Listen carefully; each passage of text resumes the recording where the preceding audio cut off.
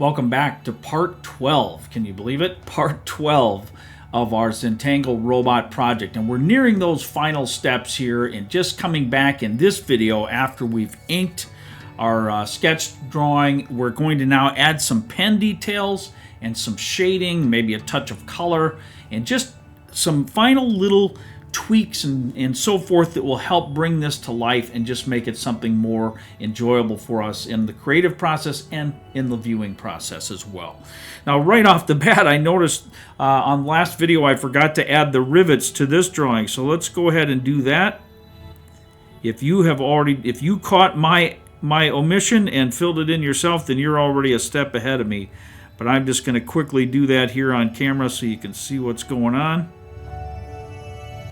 In case you followed me so closely that you left yours off as well, this gives you a chance to fill that out. So now we've got that, I want to add some pen details that will just help bring this to life. Some little shadings and other details like that. So first thing I'm going to do is I like to add little dots that give the impression of the ground and some texture. I'm going to do that here in the far background along my horizon line. And I also will shade this when we get to that portion of it, but I like to do it with the pen too. It just seems, at least to me, to make it a little more of a complete or finished drawing. So I always like to add these kinds of details once all my shapes and objects are in place. This sort of helps give it a more finished and polished look. And this detail I'm adding here with these little texture dots or stipple,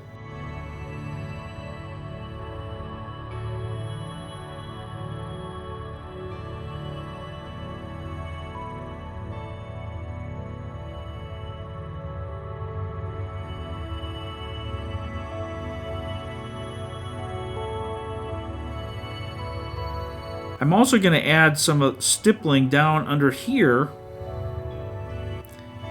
Just adds a little bit of a shadow where this propulsion area is underneath the robot's body, so it does that sort of a thing. Now I'm going to add what are known as hash marks along here. These are just simple little straight lines that we use in pen drawing to convey shadow. Now you might say, well, why do I do both? Why do I do stippling and these hash marks?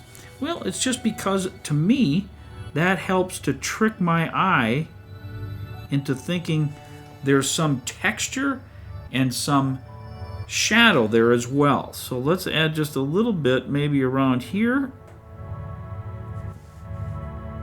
and across this area as well.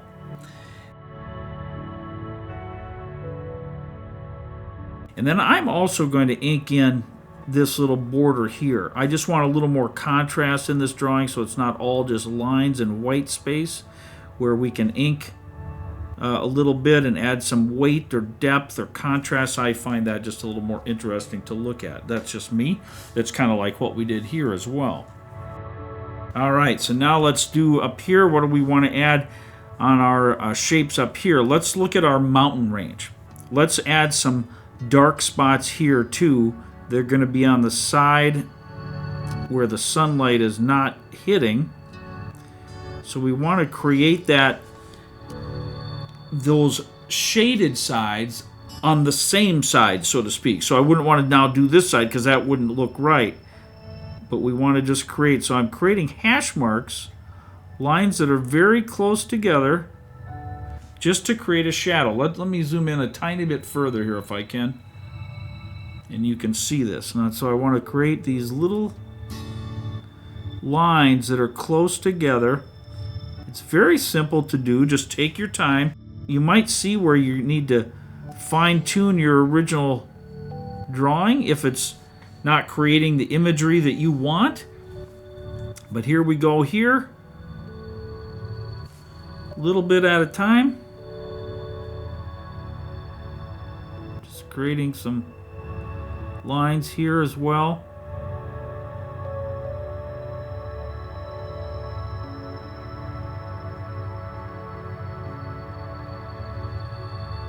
and just have fun with it. If it's the first time you've ever done something like this, it might seem awkward to know where to put these lines and what to do where. That's okay.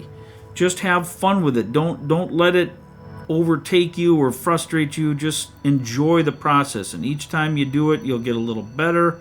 You'll know ahead of time how you want that to look, and it's going to just come together for you. So don't stress. Enjoy the process.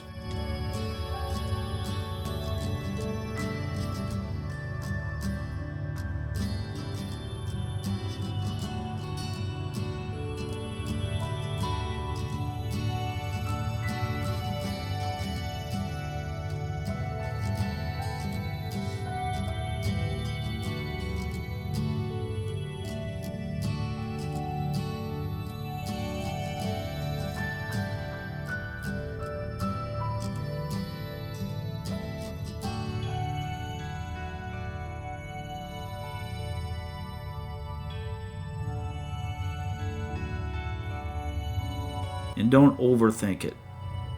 Just have fun with it. And as you put in the details, you'll say, hey, that looks good, or gosh, that didn't turn out like I wanted, but I'm going to do it better and different next time. And that's all that you can do. You can't worry about art. It's just a fun, creative process.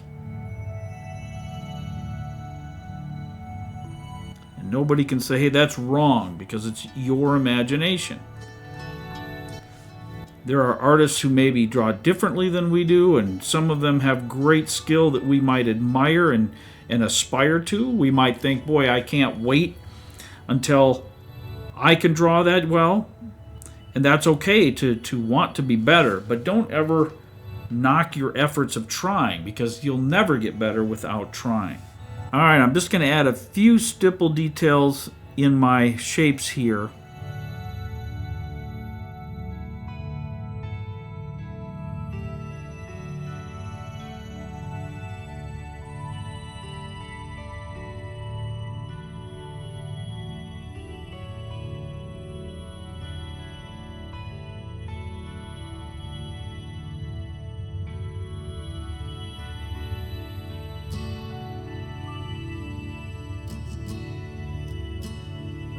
All right, so now we've got our basic shapes there, basic details. Let's add a few lines here, very light lines with our ink pen that will come down and give the impression that this robot is forcing some air movement here underneath him, and that shows us where he has lifted off from. It doesn't have to be dark. You want very light lines that just give that impression. We'll add some graphite to this later as well.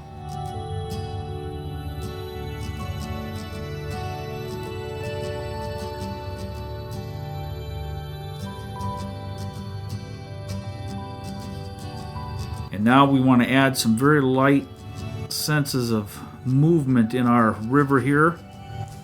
Doesn't have to be detailed. You don't want to make super dark lines necessarily. Just some very light touches in here that will show that sense of movement or flowing water or flowing power from the robot world, whatever it is that you are imagining here in your drawing. That's all we want to do. And now I'm going to add some of those stipples along the edges here.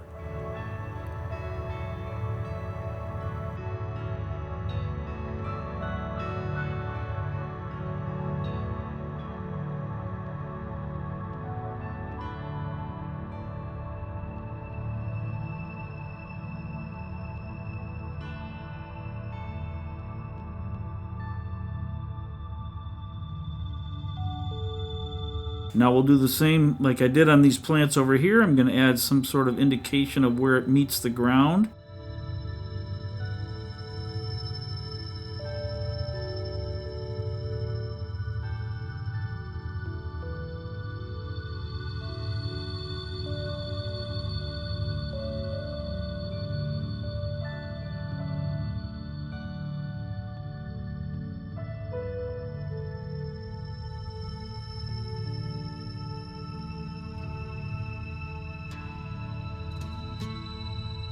And you can see those are very subtle details, but they help to sell that idea to the eye that this isn't just some flat piece laying out there, but it has a shape or some volume to it.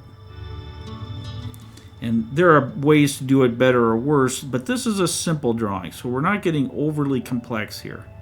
But I just want to show you these basic techniques and ways to enhance and add details to your drawing.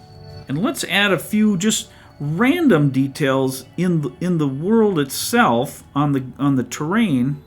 They're not necessarily tied to anything that we've been drawing, but they can just help, again, with some texture. This world I'm imagining isn't completely flat, but because it's a simpler drawing, I don't want to get bogged down in trying to draw every blade of grass or every piece of dirt that might exist in this world, but I do want to give some sense that there's more than just these big flat areas here.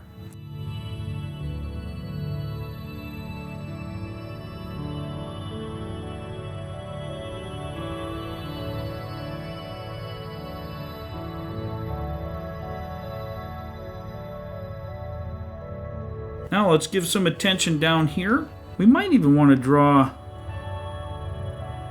some marks just like we did up in here along the edge of our platform. I think it will help convey the edge a little bit better there.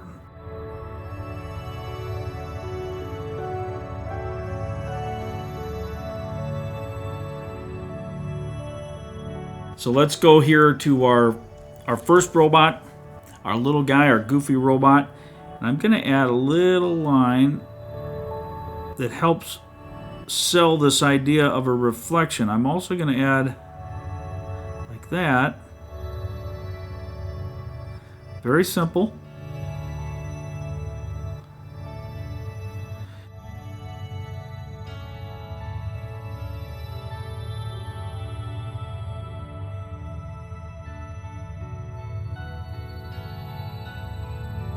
He doesn't have a lot of detail on him, but we can sure bring him to life a little bit this way. And now let's also add some stippling around by his feet that'll help give the impression that he's making contact with the ground here.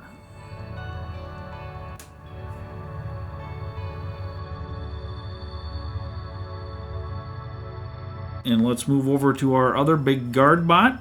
Same sort of idea. We're going to add just some little details.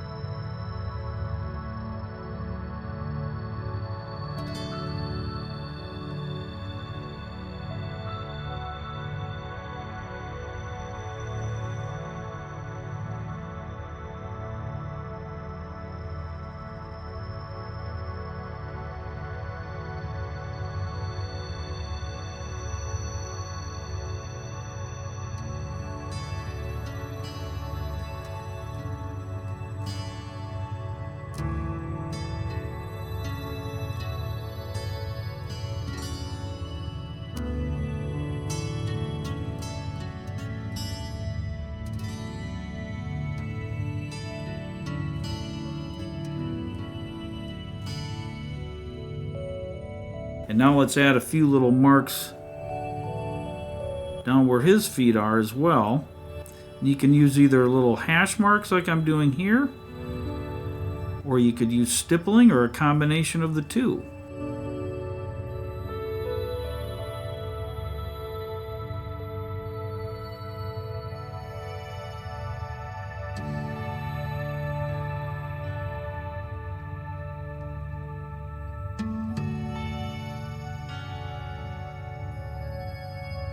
Okay, so now let's grab, if you have it, let's grab your red pen. I just have another Micron pen that happens to be red, and let's add some details to this. So first thing I want to do is color in these core center pieces here with red. Just the red we used to create those energy waves of the force field. I think it'll be enhanced if we add a little bit of red to those power modules, or those little nodules there. And I want to show you what we're going to do with other little things like that that will tie the whole drawing together a bit. At least we hope so. Whoop, that's the guy's arm. I almost colored in his arm there. So now I'm going to also color in all of these orbs, and I'm even going to use a little area that I'm going to leave it white. Just a tiny little dot that will give the impression of roundness, like these are little orbs inside here. So I'm coloring it all except that little spot. Now you could also color the whole thing and go back with a white marker, or pen rather, like a gel pen, and make a little white dot in there, and that works just as well, of course, but it's just an extra step that I'm going to avoid by just creating a tiny little uncolored spot near the top of that orb. Of course, on some of these little tiny ones, you may not be able to accomplish that effect because there's just not enough room for it. So just do the best you can on the ones that are larger, and you will be surprised what a difference that simple effect will make on a drawing.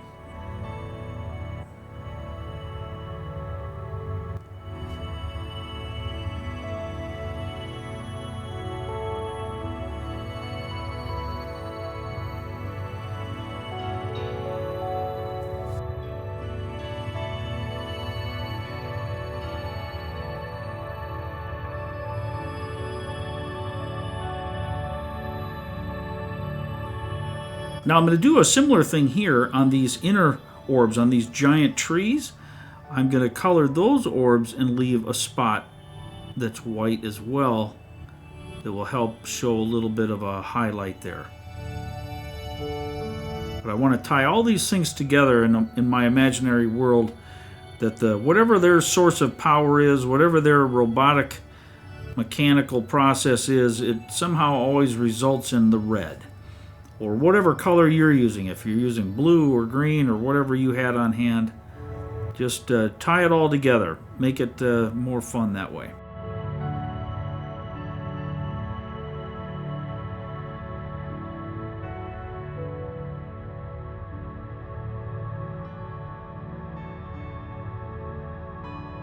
And let's grab our graphite pencil or mechanical pencil or whatever you'd like, and we're going to add some shading now to this very same drawing. So I'm just going to add it in most of the places where I've added shadow here because I want to highlight these things. So I'm going to bring in some dimensional look with a better cast shadow wherever these things might be overlapping or where the light's being cast on it differently. It can help to accentuate shape. I'm going to add just a tiny bit along here, down in here. Of course, I'm going to go around each of our orbs here. Zoom back in a little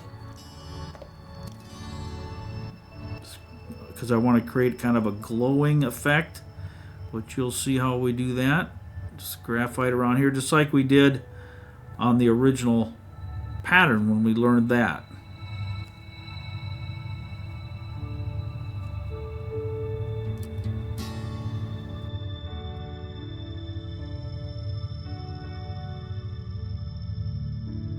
So I'm just adding a little graphite so that I can disperse it more easily with my tortillon or paper stump.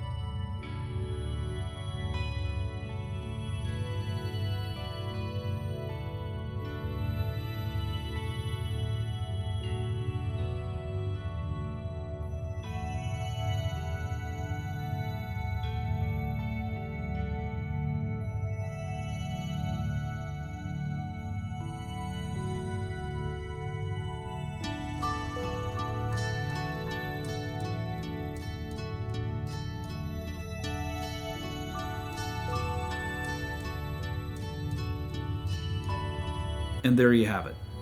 Thank you so much for joining me today, and I hope you have enjoyed this process. I look forward to seeing you again next time. Take care now. Bye-bye.